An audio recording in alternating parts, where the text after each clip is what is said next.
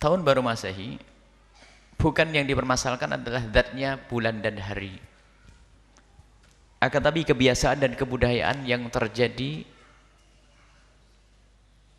di tahun baru tersebut. Apa yang dilakukan oleh umat saat itu? Berhura-hura, berfoya-foya, dan yang banyak merayakan ini adalah orang di luar Islam sana karena bangga dengan tahun baru mereka. Kemaksiatan di dalamnya. Jadi yang kita hentikan adalah kebiasaan jelek, sehingga anak Pak Haji dan Bu Haji itu yang niup trompet, setelah itu ada yang mabuk. Sebab di Indonesia itu kaum musliminnya minoritas. Bagaimana kok alun-alun penuh tuh? Sementara orang-orang Nasrani banyak di gereja saat itu, mereka berdoa dan sebagainya. Apa yang dilakukan oleh anak-anak kaum muslimin saat itu? Berhura-hura, belum tadi setelah itu berantem. Dan 6 tahun yang lalu ada yang mati, lihat. Kita tidak melihat tahun-tahun berikutnya, karena kami yang ingat pada 6 tahun yang lalu. Mati, berantem, mabuk dan sebagainya. Jadi mengikuti budaya-budaya kafir itulah yang tidak diperkenankan. Kalau masalah hari, kita pakai hari, tanggal kita pakai mereka, tanggal mereka. Biarpun semestinya kita sudah mulai berubah di dalam diri kita, rumah kita membiasakan dengan tahun Hijriah, yang disitulah ada sangkut pautnya dengan banyak kewajiban. Wajib seorang tua mengetahui kelahiran anaknya secara Hijriah, untuk mengetahui kapan anaknya usia tamyiz, kapan anaknya balik. Dan ibadah ada hubungannya dengan tahun Hijriah, bukan tahun Masehi. Nggak ada hubungan ibadah dengan tahun Masehi, nggak. Semuanya adalah tahun Hijriah. Dan kalaupun tahun Masehi sudah dilakukan negara, kenapa kita harus merayakan tahun baru Masehi itu dengan cara yang tidak dibenarkan itu? Jadi mengikuti budaya orang kafir. Ini disebutkan dalam Al-Quran,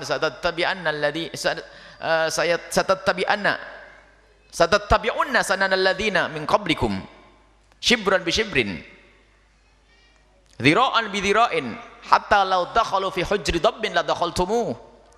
Disebutkan bahwasanya nanti ada kelompok dari kalian ini ada yang bakal mengikuti budayanya orang di luar Islam. Budaya, bukan urusan akidah saja. Kebiasaan shibran bi shibrin, sejengkal demi sejengkal. Sedira itu setengah depa, atau sedepa demi sedepa. Sampai kalau mereka tuh masuk ke lubang biawak ngikut, masuk ke lubang biaya. Begitulah keadaan umat Islam yang lemah pendirian, kerjaannya ngikut-ikut saja.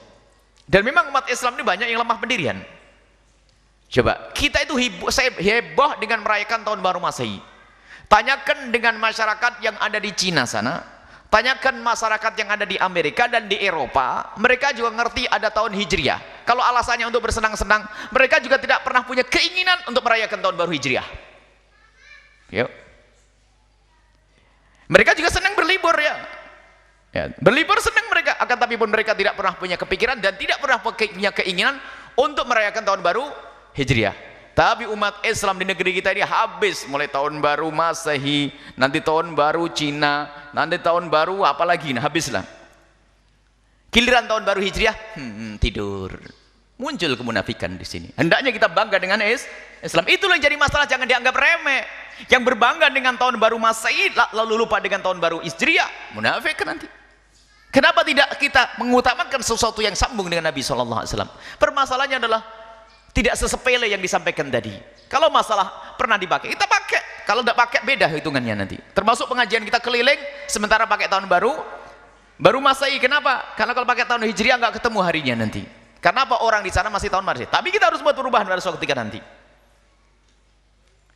Tapi yang dipermasalahkan adalah ngikuti itu cara dan gayanya orang-orang kafir itu mengadakan perayaan, niup trompet. Trompet apa itu? Ada maknanya peniupan trompet itu.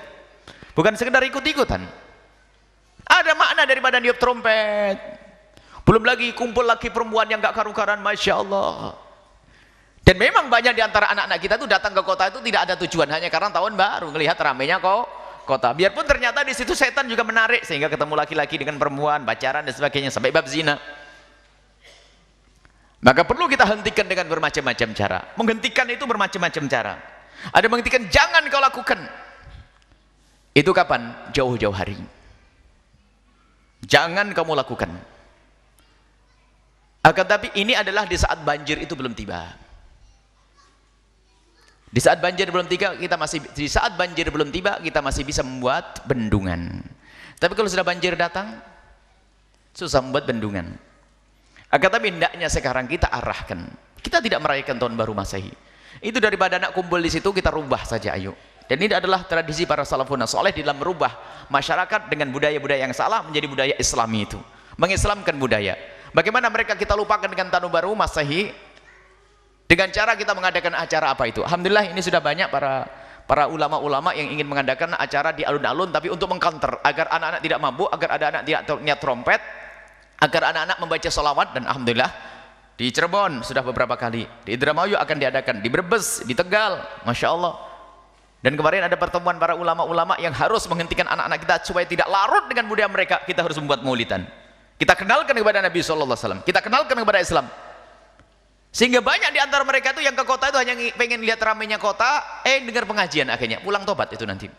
Tapi jangan dikatakan kita merayakan tahun baru Masehi, tidak. Enggak ada. Kita tidak merayakan tahun baru Masehi. Akan tapi di malam itu adalah malamnya orang kumpul, dan begitulah juru dakwah Nabi SAW itu ingin lihat kesempatan, keramaian-keramaian. Dan juga para yang saat itu menjadi tren kumpulnya orang itu apa? Termasuk Nabi Muhammad sampai ulama-ulama warisnya, termasuk guru mulia Al-Habib Hasan bin Ahmad Baharun itu mengambil kesempatan keramaian. Dulu tuh dalam dakwah beliau salah satu caranya itu adalah jadi tukang foto. Baik, ada dengan tukang foto nih. Zaman itu paling langka foto. Jadi satu desa itu yang foto satu, nanti yang lihat tetangganya pada lihat semua. Langka foto. Foto itu langka dulu. Beliau ternyata dalam satu kisah hikmah beliau, kecerdasan beliau dalam mengumpulkan orang. Kalau orang suruh ngaji, nggak mau ngaji. Akhirnya tukang foto ini selalu fotonya dibawa oleh orang berikutnya, muridnya. Beliau datang dulu, fotonya mana? Fotonya ntar dulu datang. Orang kumpul 10 orang, diajari assalamualaikum. Di tempat kamu lagi begitu, Allah. Dan bawa mic beliau, bawa mic sendiri Allah. Alhamdulillah dengan ketulusan beliau, lihat. Beliau belum lama wafat, akan tapi keberkahan dirasakan oleh umat. Murid-murid beliau dari mana-mana. Nah, beliau telah memanfaatkan momen kumpulnya orang untuk diarahkan kepada Allah. Makanya kita tanggal 31 Desember kita tidak merayakan tahun baru Masehi. Akan tapi kita ingin memberikan pengarahan, kita arahkan, kita buat perkumpulan di situ tidak sebut tahun baru Masehi. Akan tapi kita akan merayakan Maulid Nabi, baca salawat serta itu. Selesai. Sehingga mereka datang akhirnya sudah ke Maulid Nabi. Sebab kalau di rumah saja dibilang keting kuper. Kalau keluar ada tempat untuk ngaji. Baik, ini jadi permasalahannya jangan dianggap sesepele itu. Akan tapi permasalahannya adalah kita itu kagum dengan budayanya orang kafir, ngikuti cara hidupnya orang kafir, dan itu adalah kemunafikan, dan itu musibah besar di hati. Kadang-kadang tahun baru Hijriah saja pindah itu nggak ngerti. Oh, sudah tahun baru Hijriah ya? Oh iya. Tahun baru Masehi sebelum berapa bulan sudah tahu? Masya Allah. Ini musibah pada kita.